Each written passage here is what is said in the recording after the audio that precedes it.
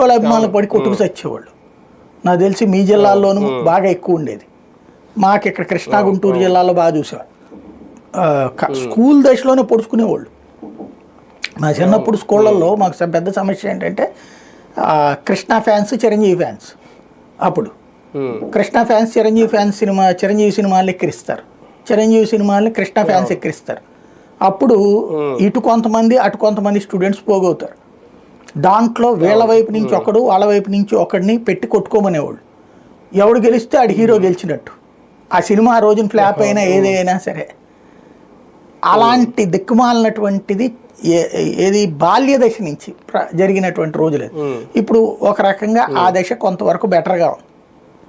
కానీ మిగతాదంతా మాత్రం ఇప్పుడు పెద్దవాళ్లలో ఈ తరహా పైత్యం పెరుగుతోందా, అది కంట్రోల్ చేసుకోవాల్సిన అవసరం ఉంది. వాస్తవానికి సార్, ఈ గంగాధర్ అనే వ్యక్తి, ఈ ఢీకొట్టిన వ్యక్తి ఎవరైతే ఉన్నారో, అరెస్ట్ కాకముందు అతను అక్కడ హల్చల్ చేసిన వీడియో ఒకటి వైరల్ అవుతుంది. ఒకసారి ఆయన ఏం మాట్లాడుతున్నారు ఒకసారి మనం ప్లే చేసి చూపిద్దాం. ఆ మాటలను బట్టి అంటే అతను కొంచెం ఏమైనా మైండ్ అప్సెట్ అయ్యి మాట్లాడుతున్నాడా, నిజంగా మందులో ఉన్నాడా, లేదంటే దీని వెనక రాజకీయ వ్యూహం ఏమన్నా ఉందా, ఒకసారి అది వినిపించే ప్రయత్నం చేస్తాం.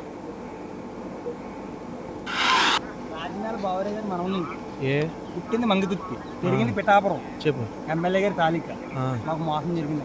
ఏమైంది చెప్తాను తాటి బయటకు వచ్చాక. తాటికే తెలుసు, మీకేం తెలుసండి? ఏం చేస్తున్నా ఇక్కడ పని ఏంటి నీకు అంటున్నాను. తాటి కోసం పలకరించడానికి వచ్చి. ఏ తాత? పార్టీ. ఏ తాత? పద్మనాభం తాత.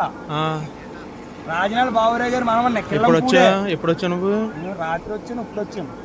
రాత్రి వచ్చి ఏం చేసావు? రచ్చ చేసావా? దుక్కు దున్నేసావు? ట్రాక్టర్ ఏది? రాత్రి వచ్చింది.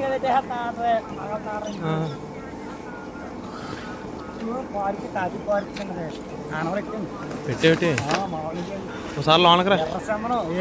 తాతిని బయటికి రమ్మని భయమా? రాయలాగా భయమా? రాత్రి వచ్చానా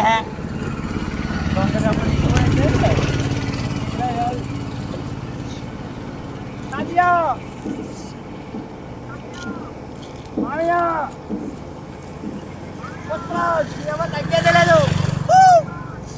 జై చల్చేరా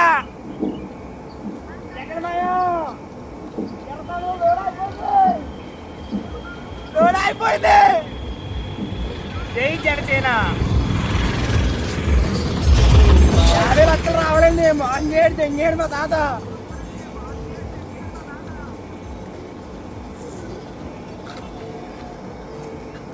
మొత్తం నాశనం చేసినంత నువ్వైతే. నేనే జై జనసేన అంటే అంజల్ బాబు మనం చెప్పండి, తెలుస్తుంది.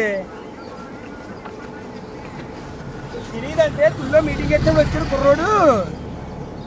రైట్, ఇది సరే. అంటే ఇతన్ని మీరు ఆ వీడియో చూస్తే కొంచెం అంటే మెంటల్గా అప్సెట్గా ఉన్నట్టు నటించాడో, లేదంటే నిజంగా అబ్బాయి అలా ఉన్నాడో ఏంటి అర్థం కాలేదు. కానీ మొత్తం నేనే చేశాను, కావాలని చేశాను, పద్మనాభం మా తాతయ్యే, ఆయన నాకు